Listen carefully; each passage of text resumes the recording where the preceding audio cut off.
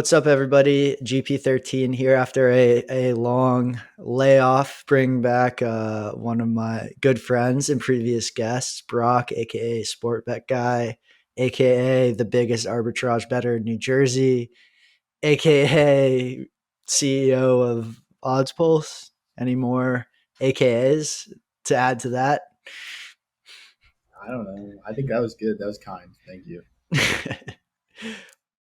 Well, welcome back, Brock. I think like something that's really interesting is between when you and I first spoke, I feel like you've gotten a lot busier, been doing a lot higher volume of betting, and you've been involved in heavily in the exchanges and the sharp books in Jersey, which I think a lot of people would be interested in because that's like kind of, at least for like sharp bettors, the our last hope for getting down like good size at legals somewhat easily. So there's a lot that I want to talk to you about on that point. We've also discussed some topics before. One that you've forced onto the show that hopefully everyone will like. We'll break that at in maybe 20 minutes. But what have you been up to since we last talked?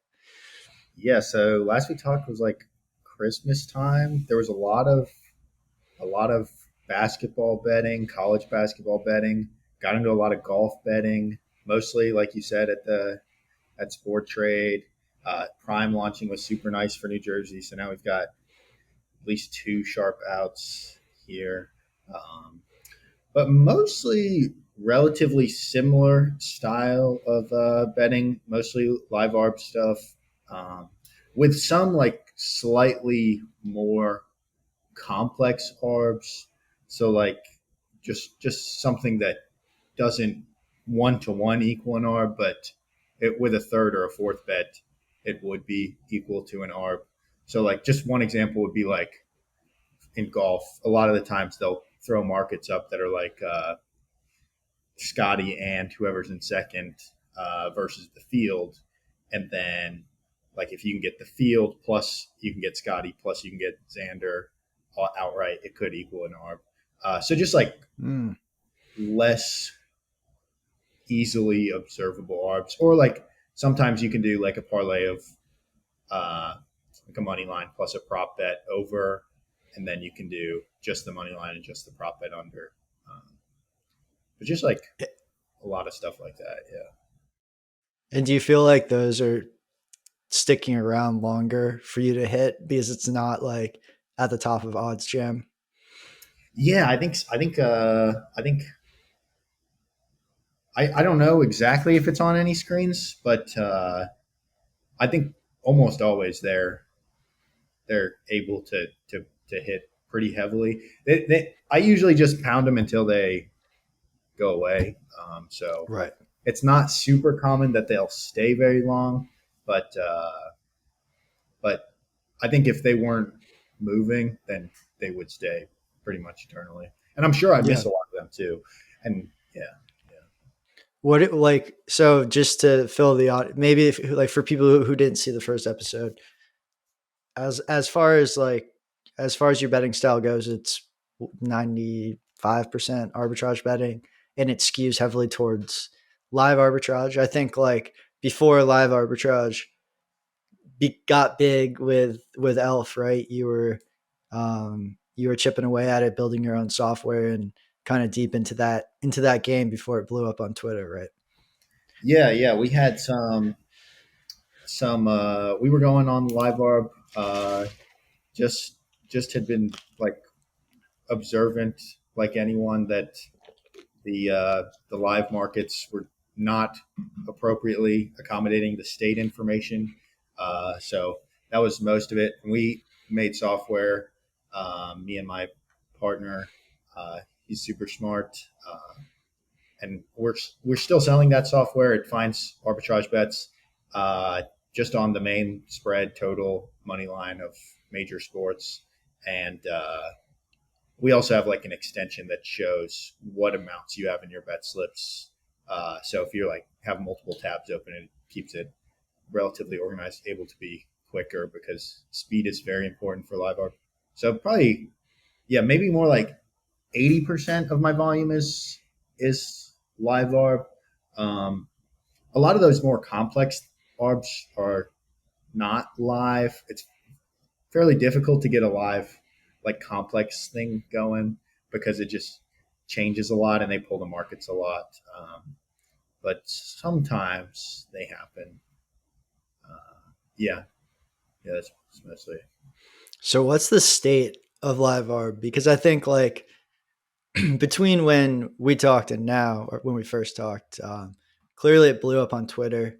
Yeah, I think we talked right when maybe Elf had come on the scene, and then I think like there was a lot of Elf copycats and Odds Jam retweets, and a lot of concern that Live Arb just like died because of that. But clearly, you're doing 80% volume. Like, in your opinion, what's the state of it? What's different? How are you getting volume? Like what advice do you have to people who are looking to still live arb? yeah. I think it's mostly the same as how it's been. I think last season MLB was kind of slow. This MLB is sort of just like a slightly slower season, I think, because maybe everyone is better at copying because there's slow moving stuff versus the volatility involved in in basketball and football. I think throughout all of college basketball, there was a lot of mainline live ARP opportunities throughout all of live NBA. Like even just yesterday, I had like at halftime there was like a FanDuel versus Prime ARP that was like relatively sizable, like maybe 4 or 5%. That was just on the money lines. So I think it's Wow. still And this very, is for a playoff NBA game. yeah, yeah, playoff Yeah. NBA.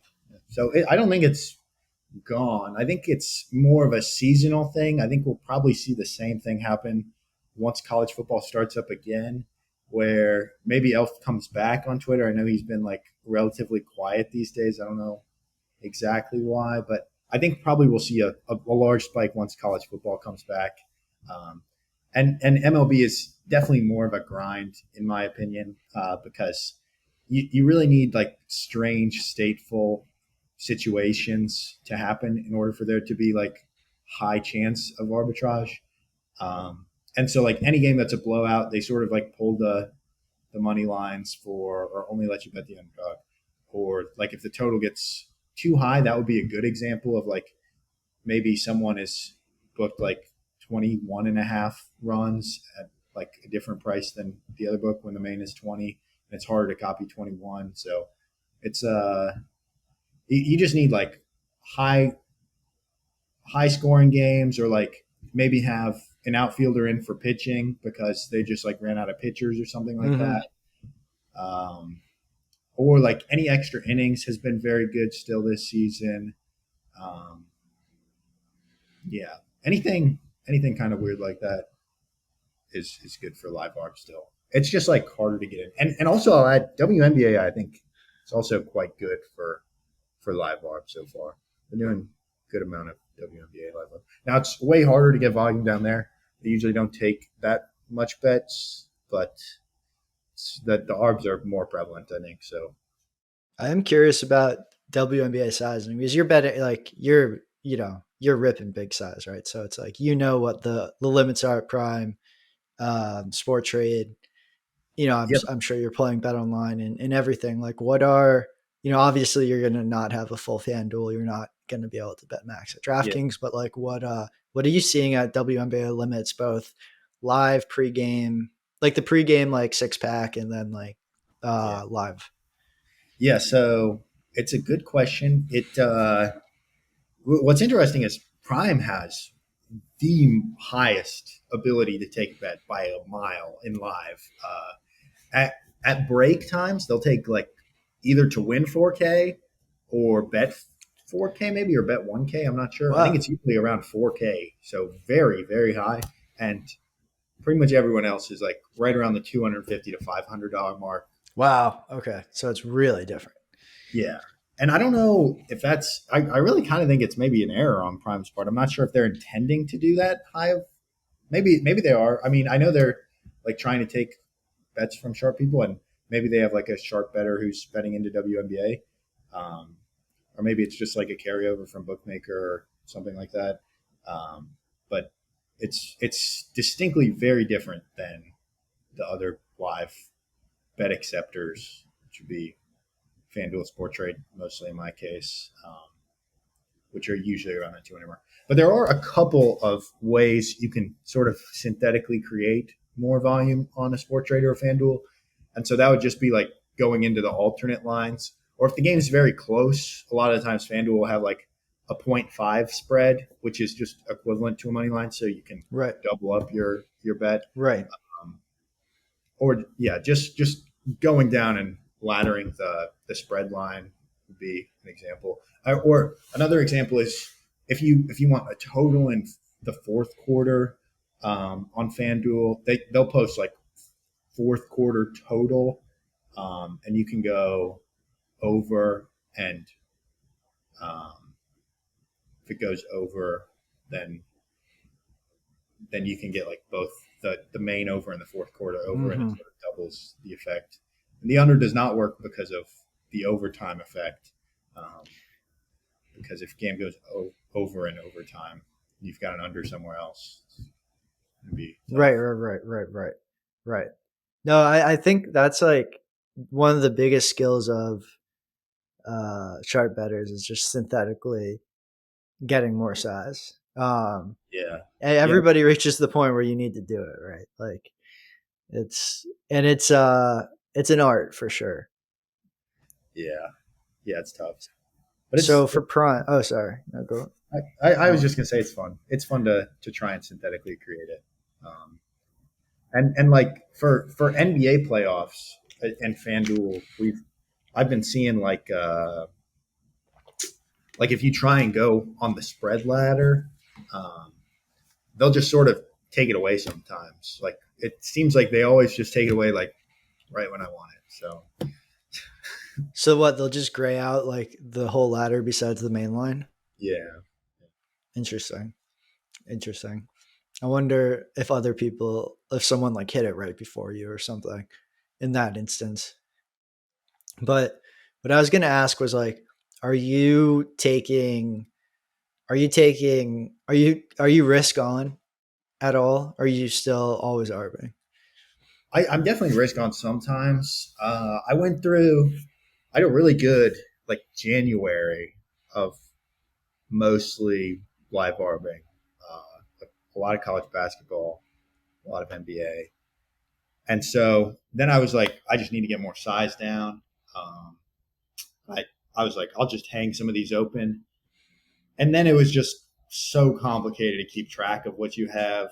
I was like, don't really trust the picket. I don't really think this is right. So then I was like, I'll mostly go back to ARB for MLB. If something I think is like screaming value, I'll just take it. But if it's like I don't know, then I'll try and ARB it. It's usually not impossible to ARB something you think is value, at least what I'm looking at. So Right. Well, I that just popped to my mind because I'm thinking about Prime on WNBA, and it's like if they're taking 4K, and then like another site's taking 200, and it's an ARB, it's like I kind of just want the 200. Like it doesn't feel like a fair matchup. Not knowing anything else, I feel like very comfortable just defaulting to that. yeah, yeah. I mean, the state is super important for basketball, especially like I try to go whenever it's strange situation still.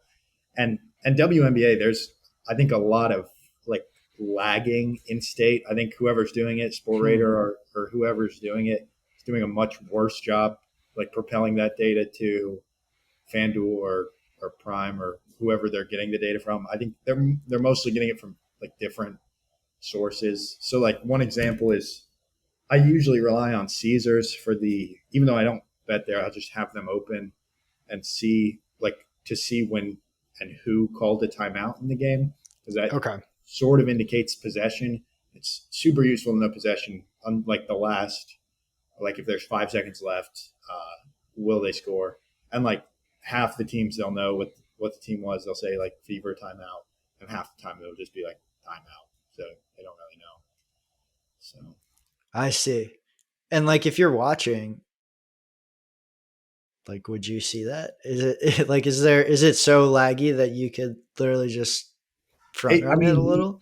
this it depends on where you're watching it from. If you're trying to beat state by watching it on TV, uh, depends on how long the timeout is, like what the event is.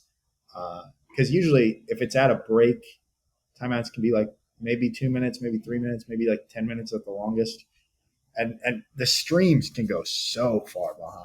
Like I think a Yeah. minute is like very average to be behind on a stream of stuff. And but I will say with the amendment that if you watch it on like a FanDuel who's streaming it, it'll usually be like the same feed that their traders have. So it should be like up to the second or very close to up to the second. So, but they don't usually stream the WNBA games on there. I don't think. If you knew, I think you'd have a massive advantage Yeah. in those cases. Got to get that satellite, the hack into that up to date stream. Just Yeah, crush. just send somebody to the WNBA games, have them Or text. that, yeah. Just a little court siding. Yeah, Court siding always wins. It's undefeated. Like it's hard. It's hard to lose. It's hard to lose. Yeah, I mean, it's interesting you talk about extreme game states because I had Ed Miller on and he was talking about just live modeling, actually from the sportsbook side, because he did. Well, Ed. He did Deck Prism and built a lot of the live models for Pinnacle and some of those places. And yeah, he was just talking like the even if you're betting directionally, you're not betting arbs. Like you want to be really paying attention only in extreme game states, obviously close to the end of the game. Have you thought about like since you're just so tuned into the market and live and you understand the idiosyncrasies of these books, like have you been like, maybe I'd try taking a crack at like originating one sport and live trading it? Like originating as in you're not taking arbs, you're not necessarily taking one side when it's in arb, oh but you're taking good prices and using some of your either domain knowledge or like a model you've built off live data yeah, to you yeah. know I don't know if this counts, but there's definitely times where I'm like, okay, I really trust Caesar State here. Like they definitely just scored a goal or something like that. I'll take this other side. That happens like probably once a week, something like that. yeah, that counts. Yeah. Then That yeah, counts. I do that sometimes. I Yeah. had a good one on like some Phillies game where there was like a double or something, and then a guy got out. It was like ninth inning tie game, and so it was like Phillies much less likely to win then. And then I think it was Phillies versus Mets. So disappointing, actually. The reason I remember it is because like I was like, okay, this should be like maybe minus 300, minus 400 Mets, and it was like plus 200 Mets after the double or something like that. And of course, they just tossed it. That's always always the good ones go that way. Yeah, like stock came up Um, with that, doubled right after that, and then like someone else hit him in. they knew, they knew, they knew. Yeah, yeah, I think live betting. I've always been interested in, but at not like necessarily doing it myself. It's I mean at some point maybe, but I think it's always going to have edge over sports books. There's just no way for a trader for a sports book to defend the surface area versus one extremely focused, like neurotic person just zeroing in on that game and that book's line or that market, checking across books and checking game state, watching tape, knowing the Caesars feed is Caesars game state's better, like all that stuff. You just can't defend against that. And they probably shouldn't want to. It's probably not worth their investment. So Yeah, I I don't feel know. like that will always win. Yeah, I think I think it's a good spot to be in. The better, I think for MLB they do a really good job of denying bets in general. Like you'll try and make a bet at a FanDuel, just come back rejected, line change, try again, rejected, line change. Like that seems to be happening more. I think that's a pretty good tool that they could use. But still, So it would be like put individual accounts on a timer, basically. put individual accounts on a timer. Good solution, but it's not going to fix everything. I don't know. Yeah. I Yeah. think I, I'm happy with the state of things. I think they should be more worried about people who are just like account whoring and just got tons of accounts up. I think probably most of their effort spent on that. Um, I try to be kind of fair, although whenever you see something good, you gotta. I think that's like the best way to put it too. It's like I feel like I operate really fair. If it's really, really good, I'm going for the throat. Like it's um but yeah, like I agree with you. I think it's always gonna be pretty solid. And you live in the best state for it, which is Yeah, that's my opinion. noteworthy. Yeah, New Jersey So is definitely top, like probably top 2 or 3 in America. I'd say Canada's probably better because you don't have to pay taxes, but also I don't know exactly the well, landscape of the. you do if you're a professional in Oh, Canada. really? You do? Yeah. So I don't know. There's all sorts of thresholds and stuff, but maybe you could just get a well-paying job and make less money, get just a little bit less gambling than you do at your job, and then not pay taxes. I doubt Yeah. that's actually how it works. But yeah, Canada, no taxes for casual gamblers, great. Um, but if you earn like I think they call it like a significant portion of your income gambling, you pay taxes. Oh, that's So interesting. Do you it's have some? probably a better it's probably a much better way to operate. Like the US should probably operate like that. Because it would just cause so much less like pain and confusion on so many people's parts, and it's not going to cost them a ton of tax revenue because professionals and people who are like making consistent money will still be paying taxes. You know, Yeah. Yeah, taxes are interesting. So no, fun. they're not. They're just painful. They're just painful. But what is interesting, being in New Jersey, being on the exchanges, there's two things. I know we're going to talk about some of the recent changes in some of the exchanges, but first, I want to know what you think about the exchanges business models. So tell me about Sport Trade. You're also on profits, taking a pivot, and we'll talk about that later. But what do you think about their business models? Do you think they're sharp? Do you think they're viable? Um, will we see exchanges grab market share and be around in 3 years, or is it just going to be impossible for them to keep away DraftKings and FanDuel? Yeah, it's a good question. I think the business model of sport trade, I think, is it seems like they're trying to attract larger volume gamblers, especially like based on the posting that they do. They're also trying to attract um, like sharp players, arbitrage players like me. I think it doesn't take much in the way of a large gambler to like it in order for I think them to really sort of flip the tides. Because I think like PointsBet stole some DraftKings. I don't actually Yeah, know this. Come after me, PointsBet. But I think PointsBet stole some DraftKings customers, and it was enough to like put them ahead of DraftKings in the state of New Jersey in terms of total gambling revenue or something like that. I don't know the I exact saw statistic, that. but Crazy. yeah. So it doesn't take that much. You just need one rich person in New Jersey who's gambling for fun, or maybe 2 or 3, and I think that's pretty much all you need. Whether that will happen, I think they've probably got a good case for it. They post a lot of the bets people make. They have usually a better price than everyone, and I know like the recreational person would not try to be price sensitive, but I think like if a Portnoy sees that he could have gotten like plus 350 or plus 400 on UConn to win. He bet 600K on whatever it was, FanDuel or DraftKings. I know he's like sponsored now, so it wouldn't be him, but I think there's a case that he might go to New Jersey and like meet with them and like do some press or something. I think it doesn't take that much. I think they definitely have what it takes.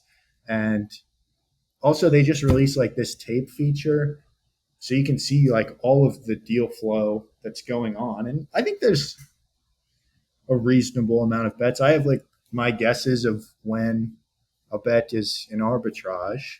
Um, and I think it's a large amount of arbitrage bets, but I think there's probably some recreational activity there.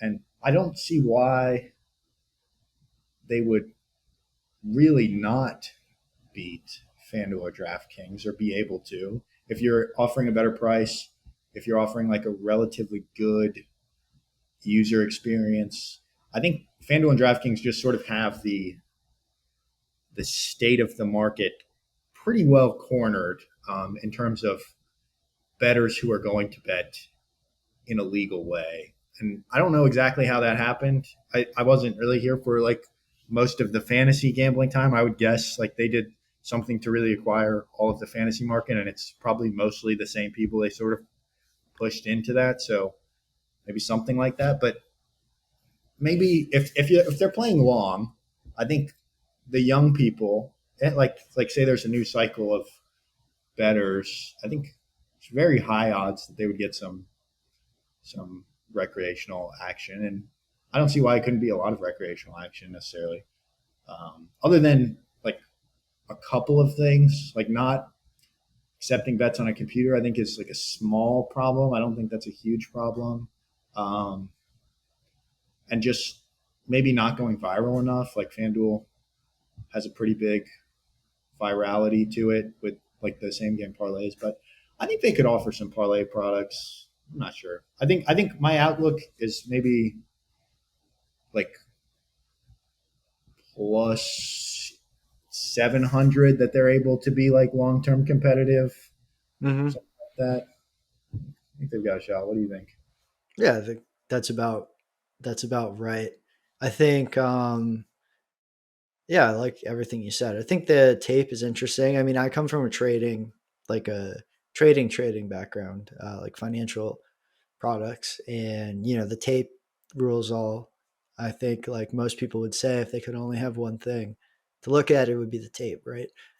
So people that come from that background, certainly a lot of them in New Jersey, and seeing a tape puts it as like a totally different user experience. But I think it is user experience at this point. Like, I actually think the computer thing is a little bit bigger of a issue, because if you think about who their customers are, I think like kind of wealthy traders, financial professionals who like to kind of dick around at sports betting, if they're looking for big recreational customers, those are their customers. And I mean, those people have three monitors at work, tracking the markets, love to have different views up and whatnot. So like, if I'm thinking about who immediately is probably their big recreational whales, I think the no desktop presence is probably an issue. Um, but yeah, I think that if people start to look at sports betting like a market, I think sports trade has positions itself incredibly well to capitalize on that. And like, I always think like you have to do something different, right? So it's like, okay, you're not going to beat FanDuel and DraftKings by trying to be FanDuel or DraftKings. So like, Sport Trade has a shot. I like plus 700. That feels about right. Whereas like something like ESPN Bet, I think is like plus 9,000. Like they're just drawing completely dead. So, so like at least Sport Trade has a chance. Um, Whereas like I think some of these other sites are just dead, like dead man walking, as they say. Like they're toast and they don't know it. So yeah, cautiously optimistic. I want it to succeed. Obviously, I like Alex. I like the size they take for golf. I like how they treat the customer. I think everything about it is really solid, except for maybe some of the things I don't care as much about, but that like recreationals might. User interface probably needs a facelift. marketing probably needs a little ramp up, and I do think the desktop version would help for the whales that they could get in the next couple months. Yeah. Yeah, I think the other big challenge is going to be like the laws. It seems like super unclear to me how the laws around sports betting are handled on a state by state basis. Like,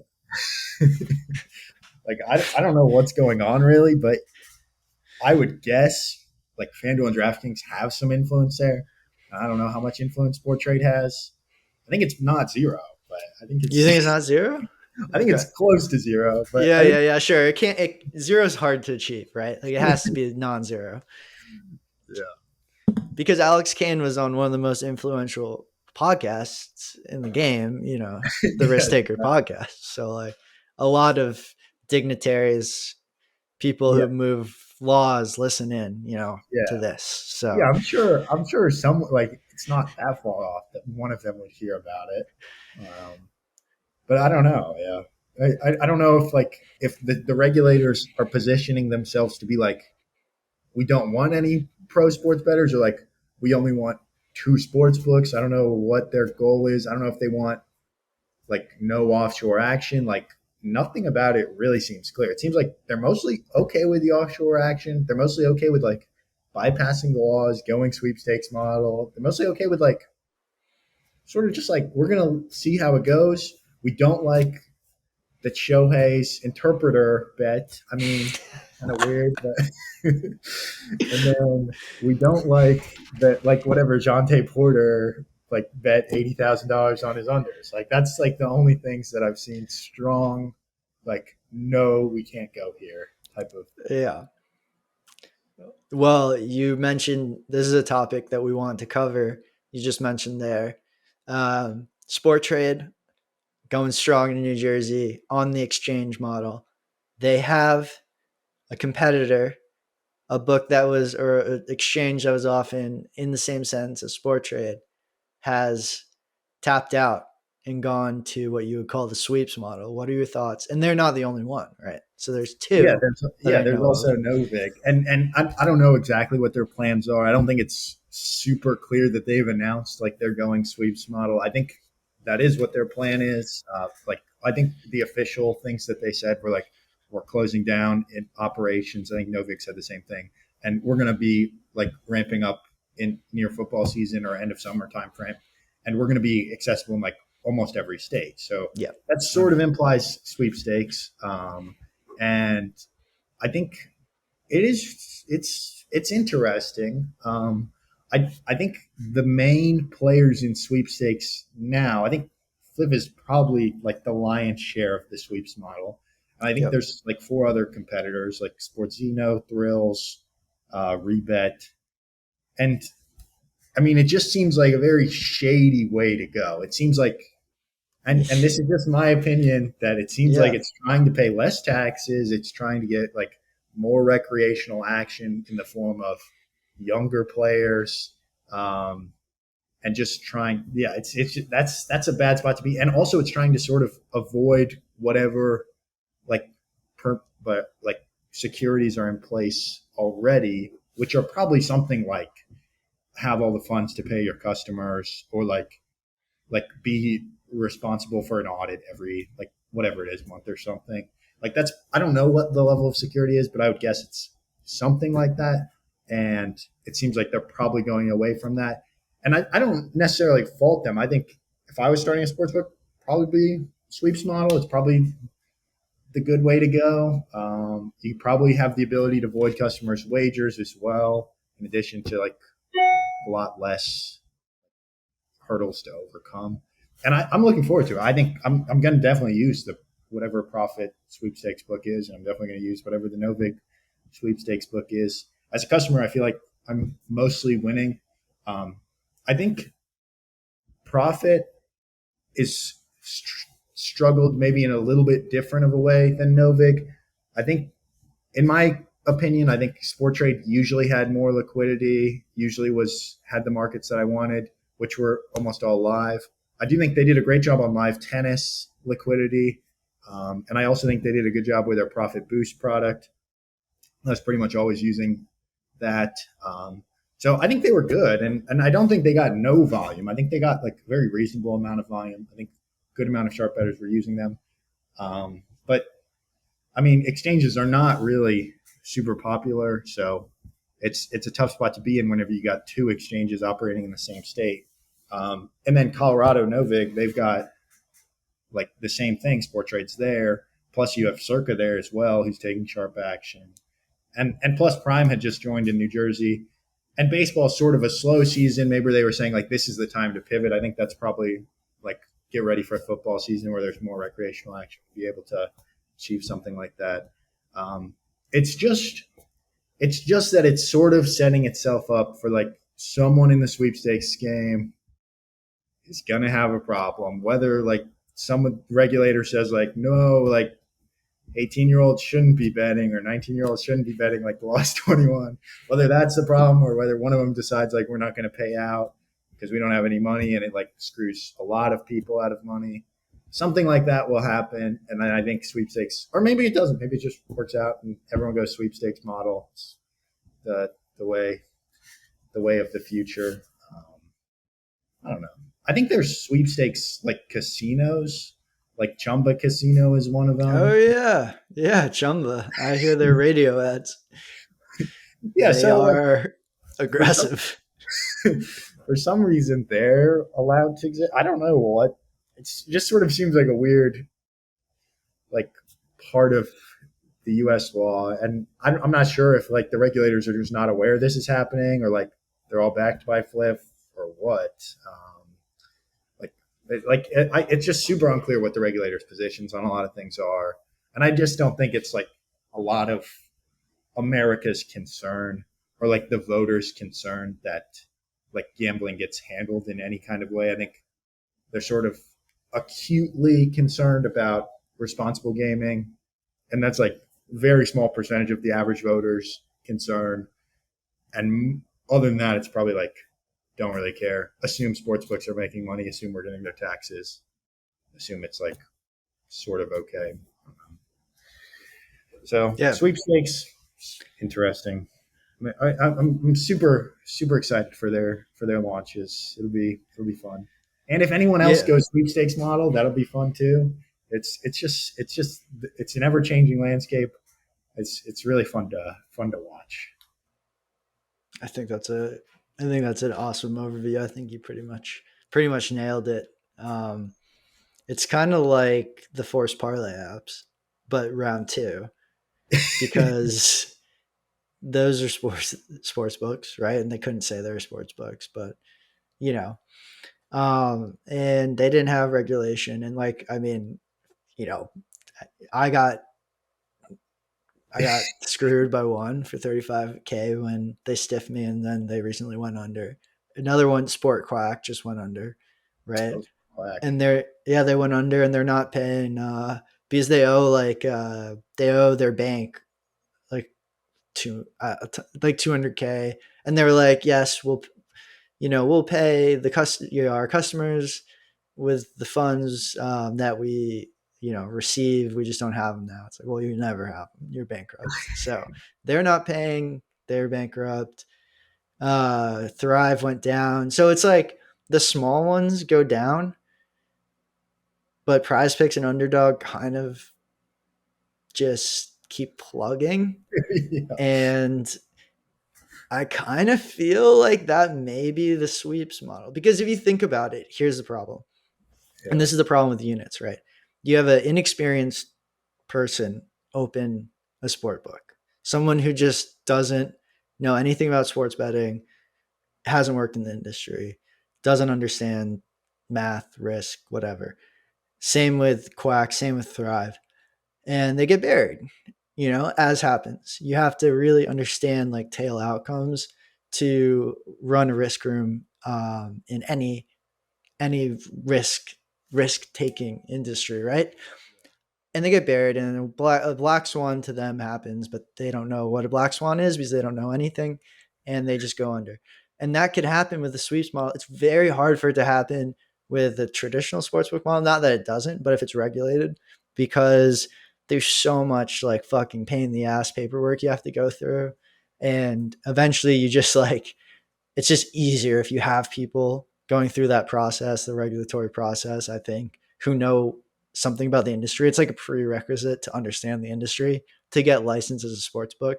So that's the only thing that like I'm slightly worried about is just the kind of the low barrier to entry where people who are like, you know, who like want to leave their McKinsey job think they're going to like start a sports book or whatever, you know. Yeah. No, and I still think they should do it. I think it'll be fun for everyone. Someone will lose 35K, but luckily they'll be well off. They'll be able to handle it. Uh, They'll have to make podcasts. No, I agree. I agree. I mean, look, I'm all for more outs, right? Like at the end of the day, I think you and I as bettors always want more outs. So bring it on. It just doesn't seem like I mean, it doesn't seem legal if I'm being completely honest. But whatever, I don't care. I'm a better, right? That they can defend that in court. You know, I'm happy to bet, right? yeah. Yeah, it's weird. It's weird. I think the rebets. Did you like create a rebet account at all? No, I haven't dabbled. Do they have golf? I think they maybe do. I know they had like NBA series prices that they weren't updating. They were like really not updating this NBA series on the Pacers Bucks. I was like hawking a lot of that. Oh yeah, I remember you were like messaging me about that. Yeah, they weren't updating that, and I downloaded them just because I thought like if no one else is updating it, like they're not going to update it either. This is just another way to get down. Um, but then I was like, I'm pretty sure they have like 0 users whenever I started this. I don't know if I want to be the first. Um, and then like To win a number. someone I know was like, yeah, I tried to withdraw and like they don't have withdrawals set up yet. The sports book didn't have withdrawal set up. Yeah, they emailed like we're working on setting up withdrawals. No, that's like the quiet part out loud of like we don't expect people to withdraw. Like holy shit, that's taking that to another level. Like, well, yeah, and then you know what? I mean, look, the Wild West is good. I enjoy the Wild West. You know, get Yeah, stiffed. Like I said, you got to get stiffed a bit. That's one of my big pieces of advice for everybody is get stolen from. You know, get stiffed because if you're not getting stiffed at all, you're not exposing yourself to enough upside. So get out yeah, there, get rolled by one of these one of these books that doesn't even have a withdrawal process. that's a sweepstakes sports book, and just get out, get the ball rolling, get yeah. involved. And I do think like Profit and Novik I think are both going to do like a much better job than that. I think they'll probably Totally. be like solid. They'll probably bring something unique to the sweeps model. I don't know what that would be. Maybe larger bets. I don't know. I think larger bets. I mean, we had the last interview we had was with Henry from Novig, which was really good. I mean, like the Yeah, yeah. I guy's was. That was super good. sharp, big buck hunter on Twitter. Certainly not a similar case to like the units or the sports quack situation. This is somebody and a team that knows what they're doing, has amazing software, which they legitimately showed the world on our podcast. Like he just like took us into the back end. So they know what they're doing. Right. So I hope that this just allows them to operate in more places because, teams that know what they're doing but don't have the political inertia of DraftKings and FanDuel are the people who are fucked, right? The people who are unfucked are DraftKings and FanDuel, and then the people who have no clue what they're doing, just trying to like blast a sweepstakes force parlay app Yeah, in and like do some, run away with $1 million or something. Like it's the people who are skilled but not entrenched or not capitalized who I think get fucked the hardest in this political environment. So like I think Profit, Sport Trade, Novig, Circa, Prime, although Prime is doing all right offshore, as I know that they're separate, but they're doing fine as bookmaker and Chris and S411 and whatnot. But yeah, I think that crew just gets the short end of the stick, in my opinion. So maybe sweepstakes changes that, and we can just take the smart people can run books at scale without a huge hassle, but who knows? Yeah. Yeah, it seems like one of the reasons to start a book that's good, and maybe this is the main reason, maybe it's not a reason at all, I'm not sure, is like you've made a lot of money betting and you just sort of want to keep betting into more counterparties. And it seems like that's sort of the vibe you get from the guy you interviewed last time. And maybe sort of to some extent Profit is like that too. And I know Sport Trade, like DL is a huge backer of them. So, and like they just like wanted to keep betting, sort of bet their live models, so they got to put it more places. I think Prime is probably the same way. Like I think um, what's his name, the guy on Prime, Adam. I think he probably just Adam wanted to keep, Bjorn. yeah, he just wants to keep betting more into more counterparties. He thinks he's got a good system. So I think anyone who sort of got that vibe, like they seem like they're interested in taking bets, they're probably doing fine by people for the most part. Like every once in a while, Yeah. probably screwing people, but Well, I've always thought about like sport specific stuff. So it's like if we opened a golf sweepstakes book, like I'd be like, that would be something interesting. You know, yeah, I wouldn't want to, I'd want to just be very focused on what we do. And then someone who, whatever, originates WNBA might have a WNBA, or if they're a real wizard, have all the basketball rolled up into one. yeah, Um, and like, it's not a reality when I think about it, because it's like the legal framework is just such a disaster, and it's like I don't know if I'm trying to like stick my neck out on a forced parlay app that just does golf. Like I think actually that existed at one point. I think yeah, you reminded me of something. I think I downloaded one and I could never use it. It was like called like tweeter or some tweet something. I don't know. Birdie birdies galore. Yeah. But I don't know.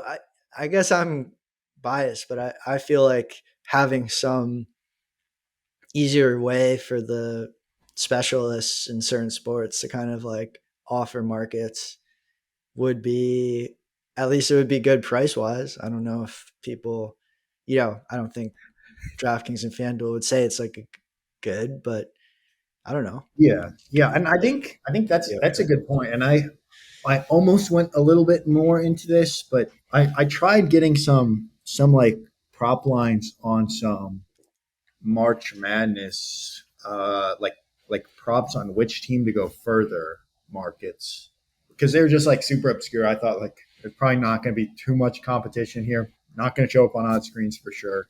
Um, and I can just use like whatever the odds are of the teams against each other, like from historical. So it's like a pretty good baseline. So I won't be super far off. And I didn't end up like doing this because I got whatever liquidity filled that I wanted to.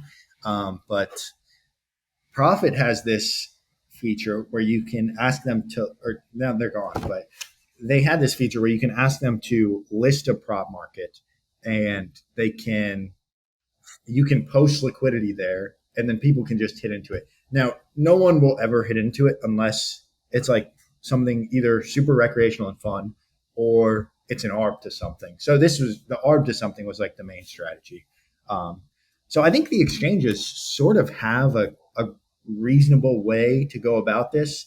And I did end up using this near the end of Profit, which was like DraftKings had the up to every day promo, which was if a team leads by two, it's instantly paid out as a winner. And and so I just thought this was probably good value in most cases. Like, it doesn't really matter who you put it on. It will probably be good value. It happens like 1 in 8 games or something like that. So it's giving like 1 in 8 games that like a team that goes up by two loses. So you're getting reasonable value, especially in the cases where the team is away because they'll bat first. So the odds of scoring two before the other team is quite good. Oh, I see, I see, I see. Also, if they're an underdog, because like you're just getting more exposure that way, I guess. I don't it's maybe still good value if you're a favorite, but it's obviously good value if you're away and an underdog. So pretty much every day, I would request them to list the up to promo just as the market called like Rockies to be up two at any time or win the game. And then I would just post liquidity at like a slightly worse price than the DraftKings price of the away team, or the yeah of the price that would be the arbitrage to that. So like I would hang like minus 170 if the Rockies were plus 180 on DraftKings, and then people could use their up to promo on DK, get that bet on DraftKings, and then take the other side at my price is minus 170. I get value, they get an Arb. So I think you could do something like that. Yeah, Like, that's interesting because now you're just kind of getting paid by everybody who has the promo. yeah, yeah, and it worked pretty well, but it didn't last very That's long. clever. I mean, that's the first time I've heard that strategy. I think it's like totally I think you could do viable. that with your golf thing. Like if you have something like everyone has this Arb to FanDuel, um, like like FanDuel has like Scotty over Xander, and you like that, like you want like unlimited fill there. You could just post liquidity slightly worse price, let everybody take the Arb. You That's could take true. some fill that way. That's Um, true. but of No, course, the main problem is you post liquidity, you have the box for like 15 minutes, and then someone will just undercut your price a little bit. right, So right. That and also like actually don't know the mechanics of this. I'd have to ask Alex, but of course, we do know that the market makers after 2 days get to see like an ID. They don't know your name, but they see an ID yeah, associated with the trade. And it's like, if I post liquidity on Sport Trade, do I get to see IDs? Do I get the same data as the market makers? And I think that's a prerequisite to making a market. Um, like, I don't believe in oh yeah, anybody can be a market maker. You're only a market maker if you're getting the data that will help you improve your models. Everything else is like a hopeless pursuit, in my opinion, in market making. So, like, for people who are like, oh, I'm just going to post liquidity to profit, like, it's not, you're probably underestimating adverse selection, and you're underestimating how valuable it is to get flow information that market makers get. So it doesn't just work like you post the same as them because they have advantages. yeah, yeah. That's true. I'll say it's a lot of work though to like update your line. Like say one of those Rockies lines. This happened a couple times where like some so like the same sort of philosophy, but on the FanDuel boost. This was the whole profit boost thing. Is like they would list a market of like Jason Tatum to score 25 points in the game and the Celtics to win, boosted to plus 150. And so like then like whoever the Celtics were playing, like some defender who was supposed to be out is now back or something like the reverse of that, to where now you've got like much worse odds. Um, what then the market would have, like that happened a couple times too. Mm-hmm. No, it's a tough job. I mean, everybody's like, oh yeah, I just could be DraftKings. It's like, good luck. It's a hard job. It's a really hard job. Okay, so we teased in the beginning, but we have to hit this, which is the only topic Brock said absolutely had to be covered on this podcast. Yes. Non-negotiable in his rider. Mm-hmm. It is, and this is a total curveball. Is GRP George Riley Perzinkis. GRP wins, right? Yeah, I think it's Panzakis. Pranzakis. Is he sharp? Brock has a case prepared for, wait for it, yes. Yes. And I will, at the end, I'll give my opinion on maybe the counter argument, but Yeah, I think Brock, floor is so. yours. Thank you. So I think a lot of people should hopefully already know who GRP Wins is. I mean, he is a true legend, must follow of the sports gambling space. Like, if you don't follow him, you probably are not sharp. Like, that's probably the That's mandatory. fair. So that's point one. If you don't follow this guy, you're not sharp. That's a high bar for someone. He's probably the only person you could say that of, assuming you're on Twitter. If you're on Twitter, you've got to follow GRP. Um, okay, so that's part one. Now let's talk about what does it mean to be sharp. And this is where we'll go point by point and say, does GRP meet these criteria? So I think usually you want consistent winning. You want someone who has an edge. You want to be hopefully at some point not, but pretty much everyone will be recognized by their counterparties in the form of refusing to make bets with that patron, or like saying like we'll limit this person's bet because we believe them to be sharp. Um, and then also I put on here a couple of other things like documenting your portfolio. If you keep a detailed record, then that's like probably 80% of sharp people will do, maybe 90%. Like it's going to be more common than not that would be evidence of sharpness. So let's go point by point. One, does GRP have an edge? Now, he seems to mostly play in the futures market. And I think it's not just like throwing this out there, but futures markets are sort of commonly thought to be some of the easiest markets to beat. Uh, this is, in my experience, also very true. I think like they just don't get updated very often, not too much attention.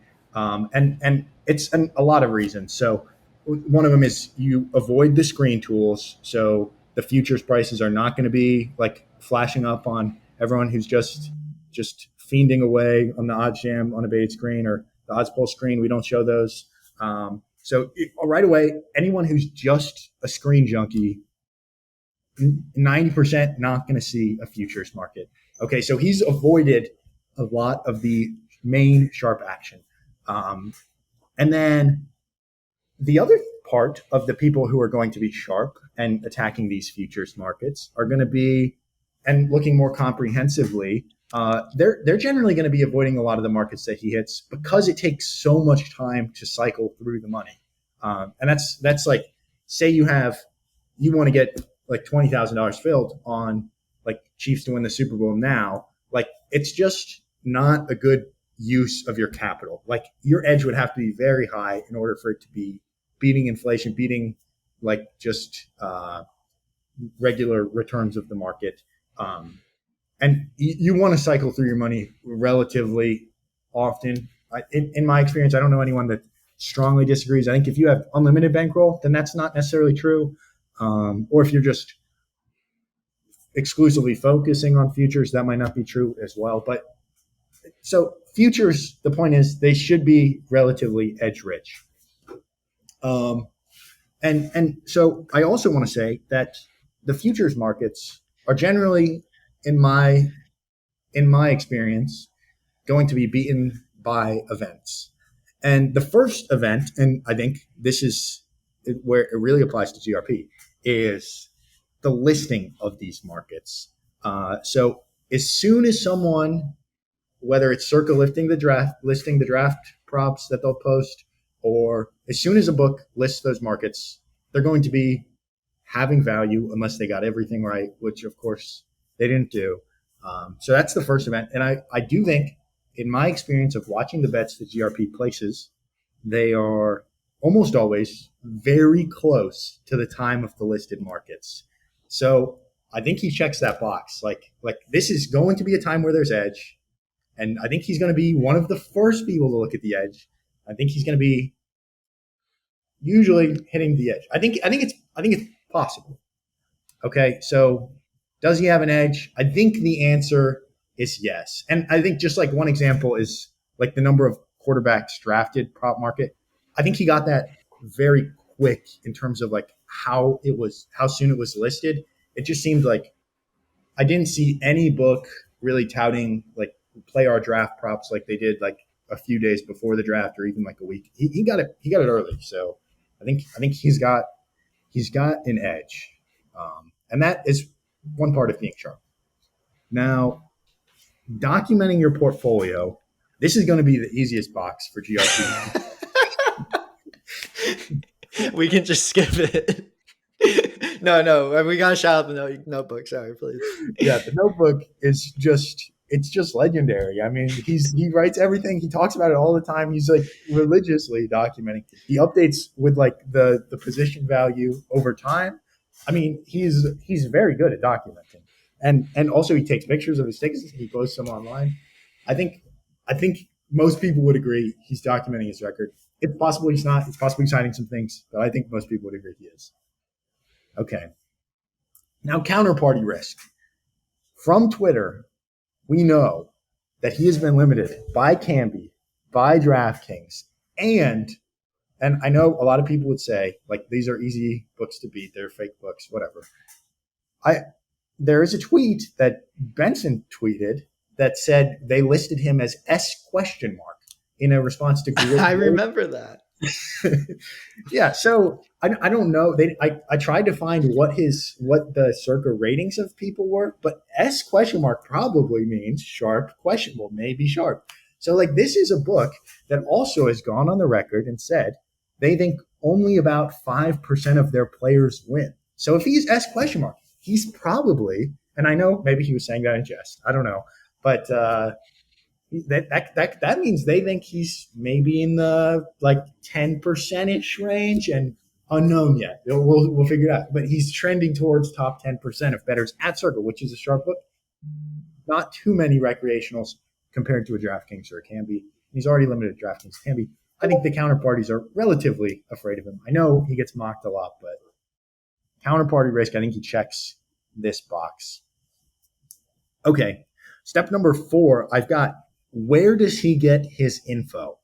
Now, this one took a wild turn, and this is pretty much what skewed me towards GRP Sharp, yes, which is that he was seen eating breakfast with Spanky. And Spanky's generally known as, and he's got a lot of reputations, but generally people think and believe he makes a lot of money sports betting, which is like, that's sharpness. And he's hanging out with Spanky. And think about this. I know he had him on his podcast. He was at the first Bet Bash event. I mean, he's way ahead of the curve on this info. He lives on Twitter. He follows like all of the same people I do on Twitter. I mean, he's deeply invested into sharp sports betting information economy. I think he's got it all figured out pretty much in his information.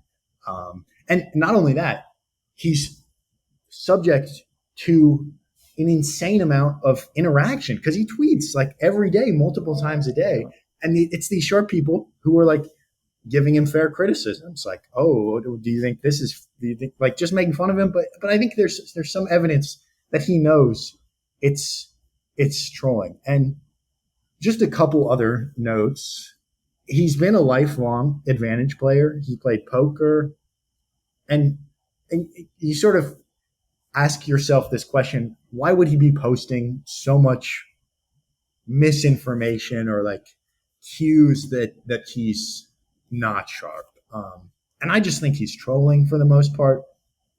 Right before this, I did a little dive into all of the posts that he's recently liked on Twitter.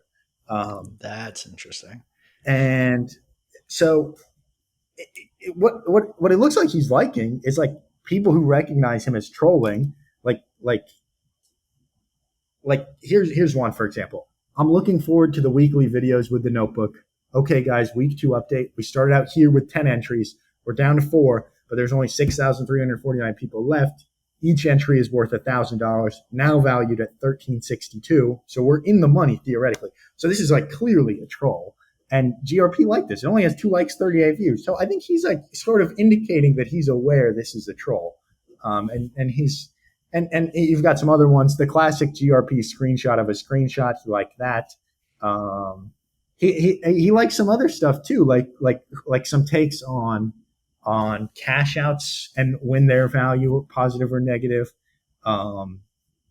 He liked some tweet that said CLV is dead to me. Win the bet or shut the fuck up. I think that's evidence of sharpness. I mean, he also, this is, I had to dive deep for this. This is like 5-6 months ago. Benson said that he made the Circa Big Bet Signal chat thread where they chart his plays. So there's a conversation where Circa is tracking his bets. I mean, this is sharpness. And I think there's only one box left to check, which is, does he consistently win? And I think the answer to that is unknown. I mean, I know he tracks his stuff, but I'm not gonna really look into that to see if he actually makes money. Maybe he does, maybe he doesn't. It's a long game. He recognizes this. So I rest my case, GRP Sharp. Well, wow. That was probably the most engaging 10 minutes of this podcast ever in history. I'm going to have my newly hired editor cut that up as just a solo, standalone, separate pod. Um, you had me at the beginning. You had me at the beginning. Kind of lost me a little bit at the end. But here, I agree with you. I think when you said the most compelling thing you said was futures is edge rich. And he therefore is more likely to have an edge. I agree with that. My initial approach to this was it's two pronged. It's two pronged. One is he lives with his mom and he's 65 years old. Now, do advantage players live with their mom at 65? Yes, unfortunately. It's not unheard of. It's not unheard of. So it's not disqualifying him. Also, I don't know if he's actually 65. That was just a guess. Yeah, maybe Um, he's taking care of his mom too. Yeah, there's lots of good reasons. there's good reasons. There's good reasons, but we don't know any form of employment for him, and from what we can tell, he doesn't make enough money betting to sustain himself as a living. The reason that I'm no sharp, or I'm probably switched to sharp, but a way lower bar for sharp, because I don't think of futures betters as sharp personally. I just don't. There's not enough liquidity. The bankroll turnover is not conducive to professional betting. Um, I just don't see it as. I see it as like minor leagues, right? AAA. Um, but you know, it's still he has an edge playing futures, no doubt. Like I think his draft, like he focuses in, like I was talking with somebody about this because I told them like this is going to be a pod, and they were like, well, I hope you're on no sharp, and I was like, yeah, but I think he wins at futures, and they're like, yeah, but everybody does. It's like everybody who kind of is in the in wins at futures. So it's like, yeah, you win at futures. I'm not, that makes you kind of like Maybe that makes you up. ask question mark. I don't know. That makes you ask question mark. It's not like, you know, I think like anytime he's stepped out into, main lines and games and whatnot, it's not been, he's kind of been out of his depth, but I certainly am willing to concede he wins at futures. And I guess that does make you sharp because nobody, it's hard to win sports betting. Not a lot of people win sports betting. We live in a bubble where maybe it's not, it doesn't seem like sharp if you're winning at futures. Like that was my kind of gut reaction to that. And then all the money he bet on Danny Willett during the Masters. That was my second or my third case is he bet too much. He bet on Danny Willett to win the Masters and thought he was a good golfer.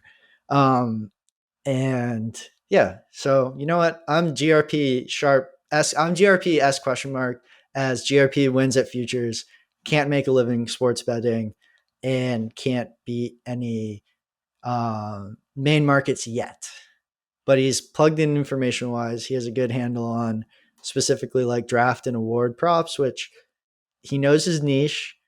Hopefully, he tries to stick to it a little more. I think when he's gone outside his niche, he's regretted it and he's said so on Twitter. I think he's not. I think he's in this to try and make money, which is already kind of sharp. And he's, next year, next award season, whatever, we may see a GRP with a singular focus on his markets and making some more money. So I'm S question mark. Yeah, and it seems like he's attacking the survivor market too. So I think that's got some. That's maybe the highest liquidity futures market there is. I'm not sure, but it seems like he's. I mean, what else could be the more maybe Super Bowl outright? Probably Super Bowl outrights, yeah. But yeah. I mean, those are anything that's like to win the NBA finals or whatever. I think it's decently good liquidity. I think the bankroll turning question, the bankroll turning factor is a serious problem. But if you're betting those towards the end of the year, it's less of a problem. Like if someone's betting NBA Finals, winner right now, I'm like, that's totally sharp. Like that's fine. Yeah, I bet some Celtics like minus 140 after Nuggets lost. I think that's reasonable.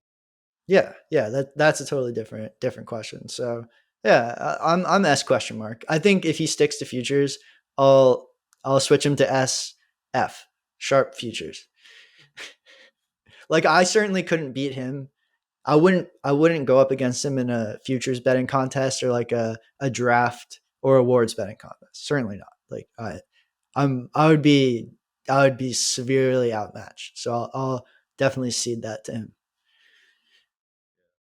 Well, that's nice of you. GRP, I'm rooting for you. I think I love GRP, man. Um, and then the second request, 20 minutes. We hit the nail on the head. Brock interviews GP. You gave me some questions before, but I'll let you pick which ones you actually want to ask okay. for the last 20.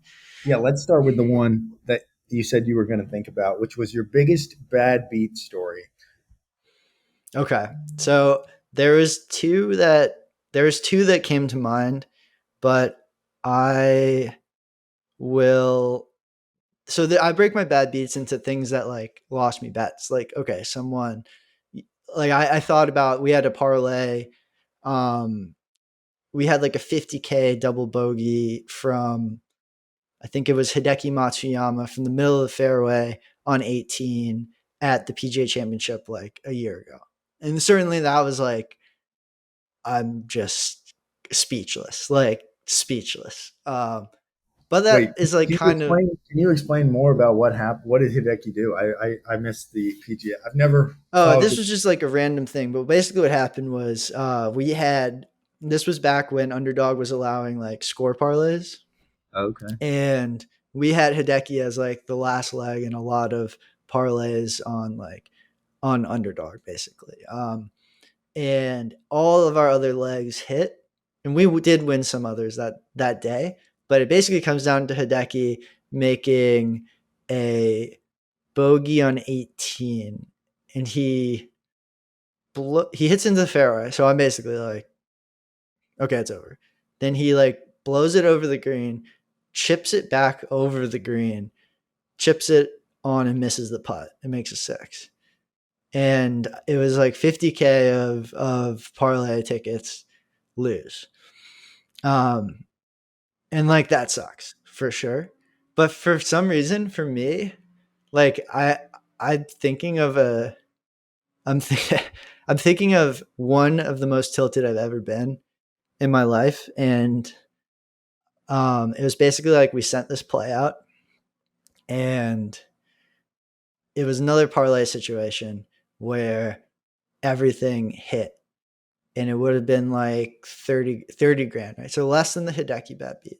So I think we won 30 grand, and I remember very specifically the situation. I was with my wife at Ellis Island Casino in Las Vegas having dinner, and we're watching the Vegas Golden Knights, and we had like a shot prop or something that was part of the Knights game, and this was when they were in the Stanley Cup Finals as like the last leg.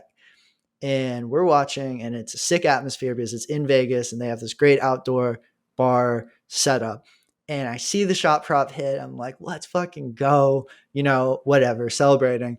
And then the game's over, and in my brain, we had won by one, um, by that prop. And I had already seen going in, we had cleared our other legs. It was part of like three or four other parlays. So something like 30 grand. I'm like, that's sick. My wife's pumped. We're just having a fun time, whatever. Yeah. And so I go to the bathroom after the game's over, and like the person that placed the bets texts me like, oh man, so close. I'm like, what are you talking about? Like we won. And he was like, what do you mean? And I was like, look at the bets I sent you. Like we won. And he was like, oh, I actually took the under on Oof. that.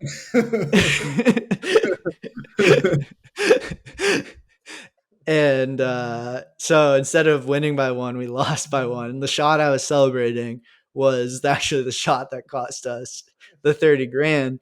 And I just remember, like, I still remember being in the bathroom in Ellis Island, just fucking probably the most steamed person in the whole place. Um, and yeah, I was so mad. And it happens. Like, anybody who sends bets out knows that this is par for the course. But something about like realizing it later, like after, and being watching it live. Like, I don't usually watch these things live, and like my wife's there, so I'm like, oh, we did it, we made 30, and like, to get her, because I wanted to watch that Stanley Cup game. So like, she doesn't really care. We're pro Vegas. We go there, so she'll root for the Knights, but like, she doesn't actually want to watch it. So I'm like, oh, but we have the last leg of a parlay on this, and since she has 50% of GP's action, that gets her excited. And so it was like it was just all things coming together in one, where like, she's excited, I'm excited, we're cheering with the Knights, and then just to figure out, like, it was literally the exact opposite. So that was the most tilted I think I've been in betting. There was like a large prolonged downswing that I took in poker that I thought about when you asked me this question, but that was like more just depressing instead of like tilting. It was just like long depression. So I ruled that one out, as it wasn't a singular moment. Yeah. Dang, those misclicks, they can hurt sometimes. They hurt, man. It's worse. I don't know why, but it's worse than just like the game not going your way. At least for me. Like, the Hideki thing sucked, but it was like, for twice as much, it hurt half as much as the misclick. Yeah. Yes. For some reason, it felt like I was on like probably a good like 2 month stretch of not hitting the wrong thing, and Yep. then oh my god, I felt like I hit the wrong thing like 5 times in a row. I was just like, I don't even You're like, know is your brain broken? if Your I'm. hand's shaking now before it goes to place a bet. That's happened with like a couple of people. Almost everybody we work with will misclick at some point. But Yeah. dude, some people like cannot get over it. Like, they misclick once and then they're sending back like, is this good? Is this good? Is this good? Like, I want to make sure it's the right thing. And it's like, it's okay. It's okay. Everybody misclicks. You've hit every other one right. It's actually more time value for us for you to just bet them and misclick once than send us back every single slip like you're about to place. Yeah. Yeah. There's a couple of things that like really make misclicks like way more likely, and one of them is on Sport Trade actually. So if The you flip. search if you search in the bar, um, and you're searching like say you're searching like 49ers, and then like 49ers comes up, and like underneath it says like versus Chiefs, or like it might also show up as like versus like someone else, and it's like not the San Francisco 49ers, but like whatever the college 49ers team is, and it's versus like someone else. um and then you like click into the value. Occasionally it'll like drop it out, and like say you didn't click it, and it'll move the screen up, and so then like in the same spot of where the last bet was, it'll be like where the other 49ers is. And like it's especially bad if it's the same price. Like if it's like minus one, if both of them are minus 110, it's like there's no chance I'm even gonna Right. see. You can't. Yep. Yeah, Yep. that That's happened. exactly right. And then FanDuel will do the flip sometimes, like in golf. It'll be like over and under, and then they'll flip it. Oh yeah, yeah, Like, yeah. just randomly in the middle of like the menu. It'll be like all the same format for 10 in a row, and then they just flip one. It's like, Yeah, yeah, it's brutal. Oh my goodness. I mean, it's not nearly as bad as Betfred, which was like they'll show money line, and it'll be click into it. It'll say money line, and then like you place the bet, and it'll be money line first 5 innings. Like it wasn't actually. oh, it just decides that's what you actually get. Yeah, Yeah, I mean, there's no stopping that. yeah, yeah. It's so brutal whenever those happen. Because like you'll think it's an arb, and then it'll be like, oh god, this was actually like it seems like it happens every time. This was actually an arb the other way. Yeah, Like, exactly. It's actually like if it's a misclick, it's actually really bad. It's like it goes from really good or good. It goes yeah, from good to really bad just by like the nature of sports betting, right? If one side is yeah, good, the other side must suck. So so sad. That was good. That was a good bad beat story. thank you. All right. Let's see. I'm curious about your perspective on the total size of professional sports betting. And so I wrote this question, which was what amount of bankroll do you think would be the upper bound that someone with the max known edge on every market could deploy on like a daily basis? And Yeah. I wrote four options here. I tried to capture like most of what I thought the answers would be, but I put less than $20 million per day, less than $100 million per day, less than $1 billion per day, and greater than $1 billion per day. And this is assuming you have like the upper bound of outs that anyone has. So like think like maybe I think Spanky probably has a lot of outs, but think like Yeah. whatever the maximum it has. Maybe they have 30 accounts or like 40 accounts. Plus they have access to Penny. Plus they have access to the global market. Yep. Yeah. So I think this is I read this one. I think it's I'm pretty confident it's between 100 million and a billion.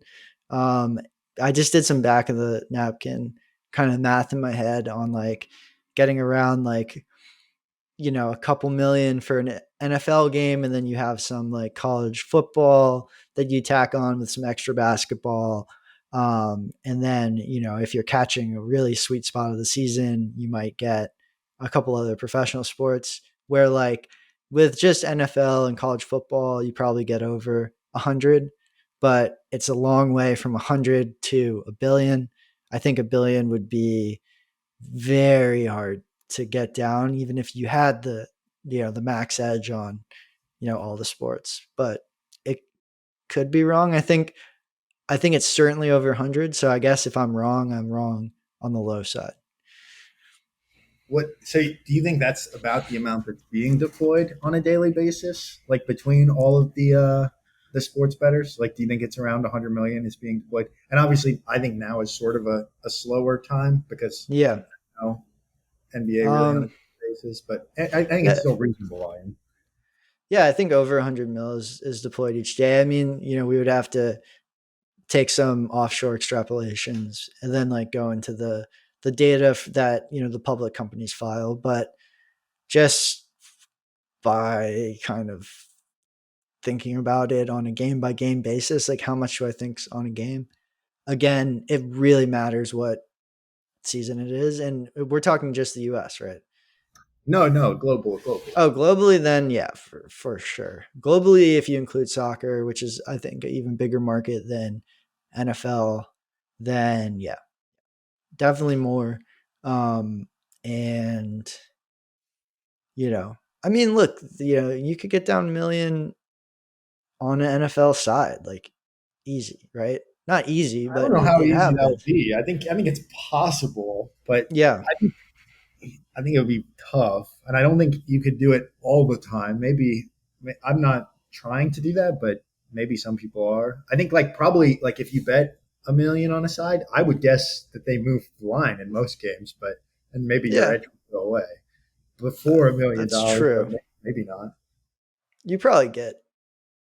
Well, I don't know. I mean, you hear the big ones like Billy Walters bet like two or three on a Super Bowl. Fine, that's the Super Bowl. It's different, but I'm again. There's the NFL bettors would be the people who would understand this question the best. But my gut is definitely over 100. I feel like it's less than a billion, but global volume in terms of bet on sports each day, I would think's over a billion. That doesn't seem like that much. What do Like you think total the bet. total bet that's like within reason could be considered sharp Oh, sharp. Okay. because you have to I have don't edge on, know. and you could even count like if it's 50-50, like maybe that's fine to count in this instead of like like 0% you can maybe count that as well. Like anything above or equal to 0% edge. That's Okay, then I kind of didn't think about the question correctly, but as far as yes, in the terms of like the person who has all the sharp, no, yeah, it's the same question, right? It's like how much sharp actions bet, how much could someone bet who has the max edge in every spot? It shouldn't be that far from the same question. So I guess, yeah, I guess I would say somewhere, I don't know, 500 million ish sharp action a day you could probably get down. That seems like a lot. I don't seems know. like a lot. Yeah, I think from my perspective, I know like I'm fairly new to the scene, and I know lots of people have been around for a long time. I think it's possible that like the total collective action of everyone is $500 million. I think it's not unrealistic. I think the most I've ever bet in a day is like maybe 200K or something like that. Like seems. I don't think I'm big. Yeah, you're like big for non serious betters, but then like you're a solo better, and then the syndicates, the bigger the syndicate, the more money they're betting, like, and it scales up to Star Lizard, right? Like I'd love to.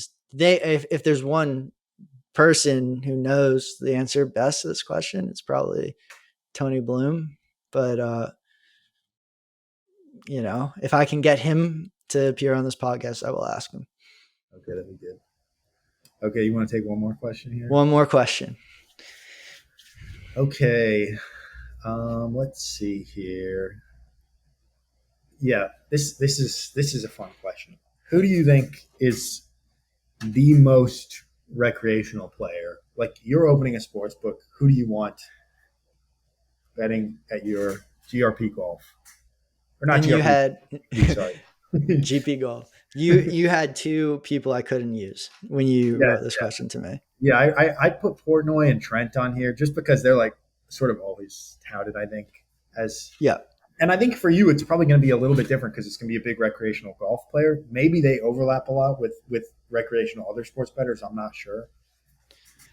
Yeah, I Maybe actually didn't think of it in terms of golf. I thought of it in terms of just that's fine. straight. You can Who do I just want? And I think almost it's almost a no brainer in that it's Drake, because we've all seen Drake stream like $1 million blackjack hands, right? He's absolutely like one of the most famous people in the whole entire world. And in terms of people gambling, I think he's the most famous person who gambles for high stakes. So not only will I get crazy action from him, but the publicity would be just like that's a good answer. bananas. Yeah. I feel like people have got to be. I don't know who the big syndicates are really, but I feel like they've got to be attacking like a Portnoy or a Drake or someone. But maybe I'm wrong there. I think No, Drake is. I think they swing for it. Like, have you ever read the book "The Smart Money" by Michael Connick? Great book. Michael Connick was a runner for Billy Walters back before like the legalization boom, whatever, when Billy was biggest at least player in U.S. sports, and they talk about working with Billy famously worked, I think, with Ben Affleck, Bruce Willis, and probably people that we don't even know about. So certainly not unheard of, but you have to.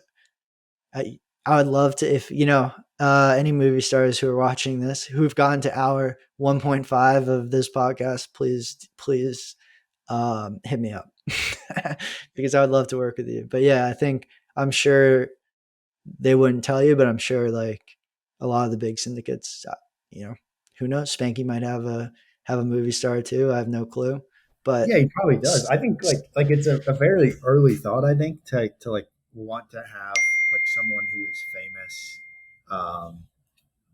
That's betting on your behalf. Like I didn't think it would work, but I DM'd like a bunch of famous people like maybe 6 months ago, and I was like, hey, if you ever want to get into gambling, like just respond to this chat. I'll be here. did you get any And responses? it could be lucrative. No, I haven't gotten any responses. Dude, at least you tried, man. I mean, I always say like, oh yeah, we should get we should get a famous big player. And I literally like haven't reached out to anybody. So props to you can't get a hit if you don't swing the bat, you know? Yeah, I think I wanted to like this is like a big criticism I have of Twitter and Instagram. It's like there should be a way to pay to go to the top of their DMs or like mandate that they open. Like if you pay $50, they'll open it. Like I think that would be a nice feature. I think a lot of us trying to get a movie star account or something like that would be benefiting from that. Maybe other Yeah. people get some use out of it too. Yeah. It would be 1% sharp gamblers, like 99% weird 55-year-olds asking for feet pics from actresses. Yeah, that's true. That's probably And GRP would fall into both camps. yeah, yeah. That's good. All right. Okay. Well, we hit the hour 30. We did the 20-minute Brock interviews, GP. Um, I want to thank you for coming back on and kind of kicking off the second wave of the podcast post slowdown of me getting suspended from Twitter twice. No, I'm not back. I got kicked. I got suspended again. Anyway, please free me on Twitter. You know, whichever troll knew which strings to pull, I bow to you. You've won. Let me back on Twitter. Um, and then I lost an episode that I filmed with Sheets, and then I went on vacation, and it's just been a pain. But now we're fired up, ready to go, bringing more people onto the team, and just really excited to get back out there. So thanks for coming on. Always a pleasure.